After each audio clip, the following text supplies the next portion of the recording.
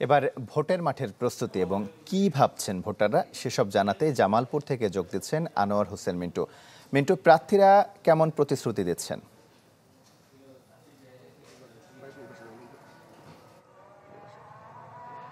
হ্যাঁ, তমাল, আপনি বলছিলেন যে জামালপুর কিন্তু একটি নদ নদী বেষ্টিত জেলা। বছর বছর কিন্তু প্রতি বছর বন্যা এবং নদী ভাঙনে কিন্তু জামালপুর একটা বিধ্বস্ত এলাকা হিসাবে চিহ্নিত হয়েছে। প্রতি বছর কিন্তু আমাদের কাছে যেমনটি ভোটাররা বলেছেন যে প্রতি বছর কিন্তু প্রতি বছর না হলে প্রতি মৌসুমেই কিন্তু এই এলাকায় নদী ভাঙন চলে এবং এখানে যারা নির্বাচিত হন তারা কিন্তু প্রতি বছর প্রতিশ্রুতি দেন, সেই প্রতিশ্রুতি কিন্তু তারা রক্ষা করেন, এমনটি কিন্তু জানিয়েছেন আমাদের এই জামালপুরের ভোটাররা।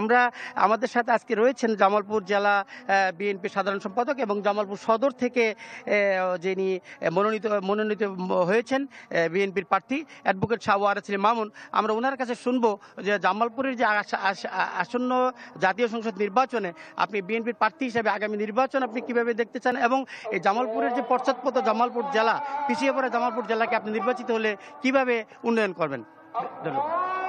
ধন্যবাদ। আমি আমার প্রিয় দল বিএনপির পক্ষ থেকে সকলকে শুভেচ্ছা জানাচ্ছি।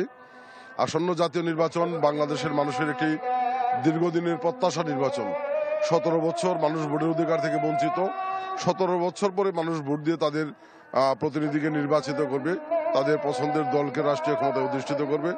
সেটিকে সামনে রেখে ইতিমধ্যে জামালপুরে জনগণের মধ্যে একটি উৎসবের আমেজ বিরাজ করছে।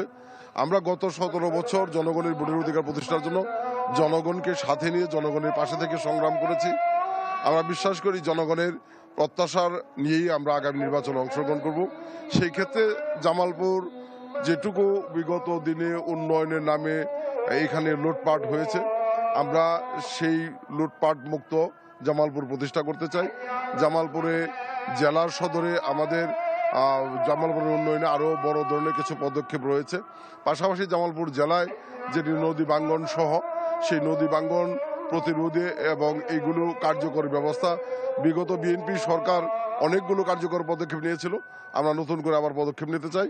সর্বোপরি জামালপুরকে আমরা একটা সন্ত্রাসমুক্ত, চাঁদাবাজ মুক্ত, দুর্নীতিমুক্ত, একটি শান্তিপূর্ণ, সমৃদ্ধ, উন্নত সকলের জামালপুর প্রতিষ্ঠা করতে চাই। শিক্ষার ক্ষেত্রে, কর্মক্ষেত্রে আমরা বিশেষ পরিকল্পনা নিয়ে এই জামালপুরকে এগিয়ে নিয়ে যেতে চাই। হ্যাঁ, ধন্যবাদ অ্যাডভোকেট শাহ ওয়ারেস আলী মামুন। আপনারা শুনলেন আমাদের বিএনপির প্রার্থীর কথা। আমরা এখন যাব একটু জামাতের যে প্রার্থী আছেন মৌলানা আব্দুল সাত্তার। আপনারা তো দীর্ঘদিন যাবৎ আন্দোলন সংগ্রামে ছিলেন কিন্তু উঠে দাঁড়াতে পারেননি, রাজনৈতিকভাবে প্রতিষ্ঠিত হতে পারেননি। এখন সামনে নির্বাচন, রাজনৈতিকভাবে আপনারা কিভাবে এই নির্বাচনটা দেখছেন এবং নির্বাচিত হলে এই অবহেলিত জামালপুরের জন্য আপনারা কি কাজ করবেন? বিসমিল্লাহির রহমানির রহিম।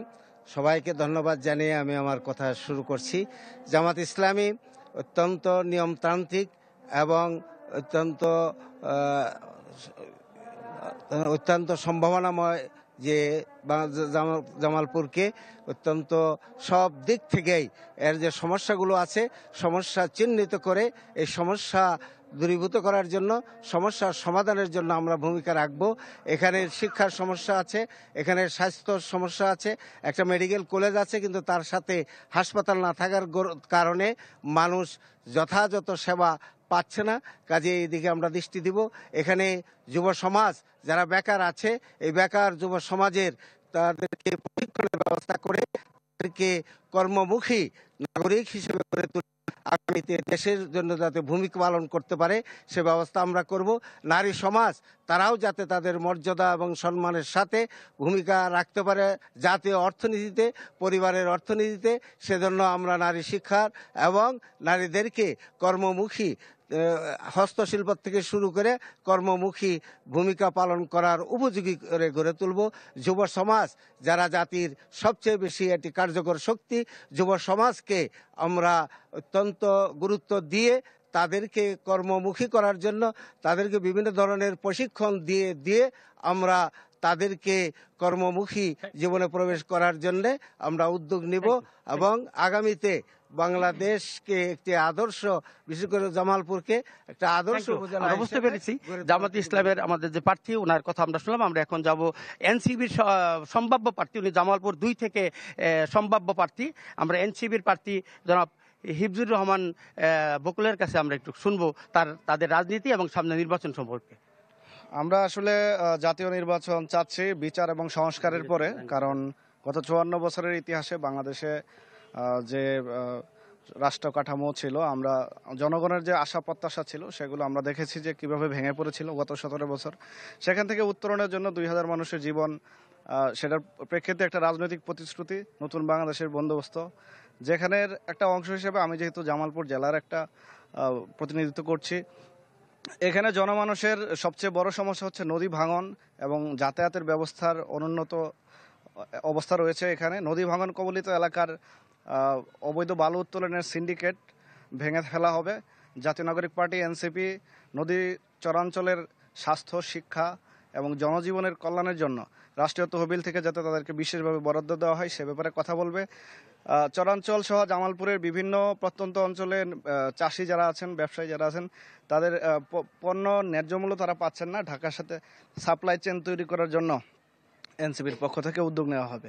এছাড়া আমরা জামালপুরের মানুষের আশা আকাঙ্ক্ষার সাথে সামঞ্জস্য রেখে তাদের কাছ থেকে ইশতেহার নিচ্ছি। ওনারা যে ইশতেহারগুলো দিবেন আমরা সেটা বাস্তবায়ন করবো ইনশাআল্লাহ। Thank you. আমরা এনসিবির কথা শুনলাম, আমরা এখন শুনবো একজন সচেতন নাগরিক যে এই জেলার যে নদী ভাঙ্গন আছে, পশ্চাৎপদ জেলা, যোগাযোগ বিচ্ছিন্ন এলাকা, একটা যোগাযোগ দুর্গম একটা এলাকায় জামালপুর জেলা, বিভিন্ন চরাঞ্চল, সব সম্পর্কে আপনার যে সচেতন নাগরিক হিসেবে, একজন সচেতন ভোটার হিসেবে আপনি যদি কিন্তু বলতেন। আমরা আসলে জামালপুর একটা পশ্চাৎপদ জেলা হিসেবে আমরা বেকারত্ব, নদী ভাঙ্গন, বহুমাত্রিক দুর্যোগ মোকাবেলা করতে হয় প্রতি বছর। আমরা এই আগামী জাতীয় সংসদ নির্বাচনে এমন এক নেতৃত্ব চাই, এমন এক এমপি চাই, এমন এক স্মার্ট নেতা চাই যার মাধ্যমে আমাদের যে নদী ভাঙ্গনের অভিশাপ থেকে আমরা মুক্ত হব এবং নদী দখল, নদী ভরাটের মতো একটা ভয়ঙ্কর দানবী আগ্রাসন থেকে আমরা মুক্তি পাব। আমরা এখানে প্রতিনিয়তই দেখি যে মাদকে ছেয়ে গেছে, দুর্নীতির করাল ঘাসে গোটা জেলাবাসী নিমজ্জিত। আমাদের এই নেতৃত্বের, এই বলিষ্ঠ নেতৃত্বের মাধ্যমে এই ধরনের সামাজিক অপরাধ থেকে শুরু করে।